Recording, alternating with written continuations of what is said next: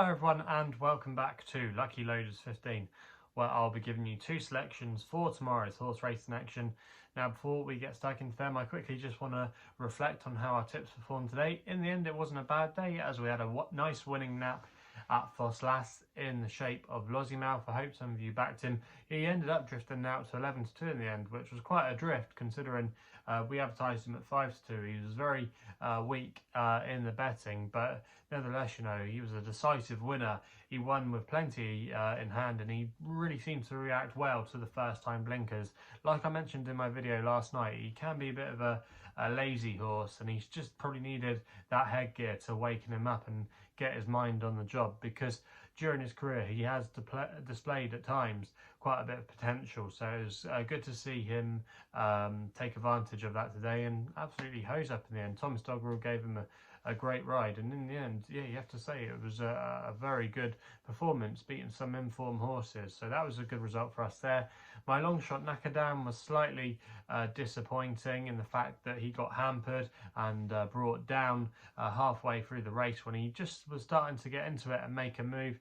He'd been ridden cold out the back, but that's the way he has to be ridden, and he was just starting to pick off a few of his rivals, and I would like to have seen him obviously make it to the end of the race, because I still think he would have been there or thereabouts come the end. So that was a little bit frustrating there. And then my next best, Precious Eleanor, she ran a valiant race but could only finish in second place in the end. It turns out that the Venetia Williams trained favourite was a good thing in the end, and I thought at one point during the race we were going to beat that horse with our selection, Precious Eleanor, because she looked to be going well. She jumped quite well as well, but she just didn't have the pace in the end to match the eventual winner. So yeah, that was a little bit frustrating there, but on the whole it's been a good day, and fingers crossed we can have some winners for you tomorrow. So like I said at the top of the video, two selections for tomorrow's race, and we're going to be going to Market Rasen for the nap, where we go to the 152, and I'm going to go here with Sam Barton for Tom Bellamy and Emma Lavelle in the colours of the late Trevor Hemmings. Currently available at 9-4 with a couple of firms still, so if you can still get that price I would recommend it. And I'm going to recommend a 1 point win bet here. Now this horse, Sam Barton, I thought actually shaped okay last time out when he made his chase debut at Ascot. Finished in 4th place that day, but I think that was actually quite a warm race. It is going to work out quite well. The form remains untested, but I quite like the look of the shape of that race with the likes of Nassalam, and also as well you had Solo in there, some other interesting horses, and I think it's going to work out well. And the handicapper, I think, gave him a generous £4 drop for that. I'm surprised that he dropped him that much. He's now down to a mark of 128, and I think really from what they've been saying, chasing is going to be his game. They're going to be applying cheek pieces tomorrow, which I think will suit him as well. I think the ground will be fine. I just think he's got quite a few things in his favour tomorrow. He's going to be taking on the Edgar Wallace again and gets £4 from him, and he beat the Edgar Wallace over hurdles at Doncaster earlier this year, so that should suit. Emma Lavelle as well doesn't do too badly with her runners at the track, and I just think off a £4 lower mark, I think yeah, the handicap has been generous there, and I think he'll come forward from that run. And if you look at this horse's pedigree, he's definitely bred to be a chaser, and I think the step up in trips likely will suit as well. So plenty to like about his chances tomorrow, and that's why he's going to be my nap of the day. We then go to Wincanton for a 4-runner race in the 3:15 for the next best, but I'm going to take a chance on the outside of the field here, Pasvolsky for Tom Cannon and Chris Gordon. Currently available at 10-1 with Bet365. I'm going to recommend a 1 point win bet here.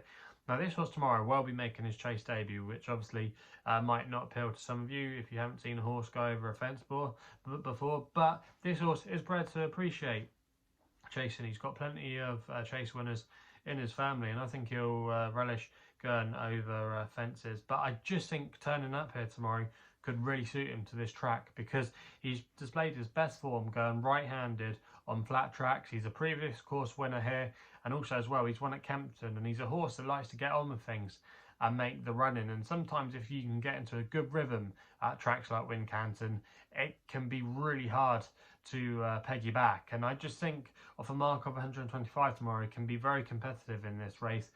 You've got maybe Amarillo Sky that will go forward, but he was happy to to just sit behind the leader last time on his debut at Chepstow, and he's going to have the first time tongue tie on tomorrow, which could potentially help, but is maybe a little bit of a concern at the back of my mind. But Pasvolsky, I thought he ran okay last time at Cheltenham, which is a track that probably wouldn't have suited him. He ran well for a long way in a handicap hurdle, and he just got swallowed up going up the hill, but he still finished a credible 5th place. Probably needed the run as well at Fontwell. And Chris Gordon's team, I just think some of their horses this season have needed the run.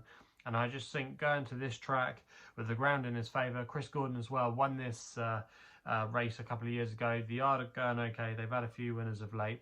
I just think he's been a little bit underestimated here. Yes, time white could be anything, but he's got to give plenty of weight away. And there's a couple of others in here. Golden Tapen looks a little bit exposed to me, could be vulnerable. And also as well, Amarillo Sky for the Tizzards is probably, like I say, the one I'm scared of the most. But I was a bit disappointed the way that he folded last time at Chepstow. So yeah, he's going to be my next best of the day, Pasvolsky. And if he takes the fences, I just think at 10-1, he could be a little bit of value there, where he's going to have a few things in his favour, like the track, the ground, the way the race could be run to suit as well. So for me, he's going to be my next best of the day. So they're the 2 selections for tomorrow's racing. If you're still enjoying these videos, remember to hit the thumbs up button. And if you haven't done so already, remember to subscribe here to my YouTube channel at LuckyLoaders15. If you want to follow me on Twitter, you can do. That's the best place to follow me on social media, where my handle is at LuckyLoader15. And if you want to find out a little bit more about myself, my website is www.chrisloaderracing.co.uk. So please gamble responsibly. Hopefully we can have some winners for you tomorrow, and we'll be seeing you soon.